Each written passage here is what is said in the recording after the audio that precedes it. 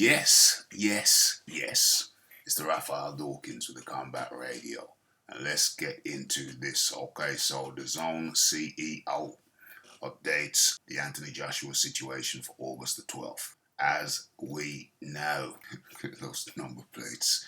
As we know, the Joshua versus Dillian Whyte 2 fell through due to an adverse finding. Doesn't mean a negative drug test or a positive drug test. It's an adverse finding, i.e., meaning something they want to look further into. An anomaly, an irregularity, call it what you will. So Joe Markowitz, the Dazn CEO, gave an update on the Anthony Joshua status regarding his replacement opponent for the August 12th event. Markowitz says it was the right decision to pull Dillian Whyte from the card after VADA reported an adverse finding on one of their tests. As for the replacement opponent for Joshua, Markowitz says they will have an announcement on that early next week. Okay, so another factor is, does the event remain on Dazn pay? And that will depend on who Joshua's replacement is. Okay, so obviously it's going to need a big name to justify keeping it on pay-per-view, because obviously naturally the fans will be paying a lot of money. And they don't want to see AJ fighting a freshly dug up stiff on August the 12th. It's not good enough if Eddie Hearn trots out Derek Chisora as Joshua's opponent, because that's arguably not a PPV level.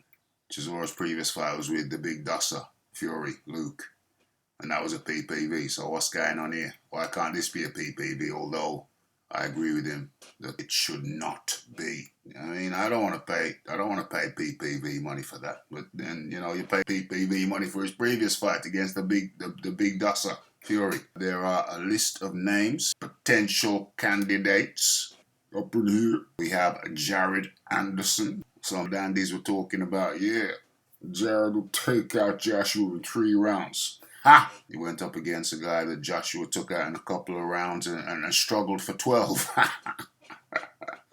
We're talking about Charles Martin. There is Andreas the Ponce Ruiz. So what has he been doing recently? Apart from getting dropped by, who did he get dropped by? Molina? Did he get, and go in life and death with Charles Martin and dropped old T's a couple times? So what the hell is that all about? This guy, I don't know, man. We got Arslan Makhmudov.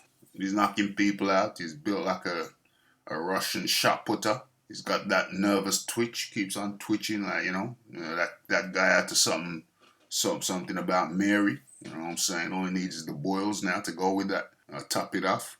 It's big, strong looking Russian shot putter looking fella. But ultimately, when he steps up a couple levels, I think he's going to turn out to be a big, stiff Dazn.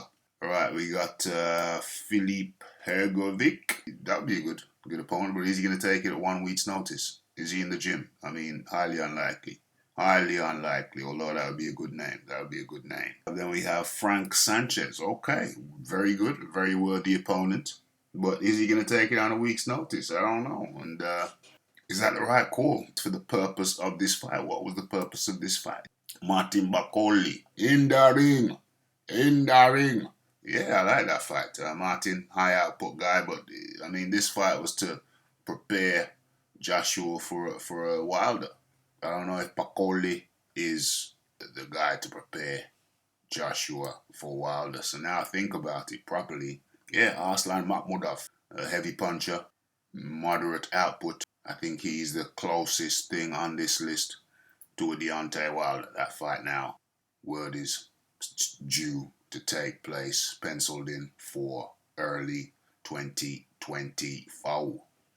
Okay, so what else is there to say? I think we've essentially covered it. They need a good name to keep the event alive. That's one. And they need a very credible opponent if the show is to remain on Dazn pay. Okay, so everything's up in the air. The event's cancelled as of now, but everything is up in the air. Nothing decided yet. A decision expected early this coming week. Okay, so what say you? It's the Raphael Dawkins. It's the Combat Radio. Like, subscribe, comment, share, and I'm out.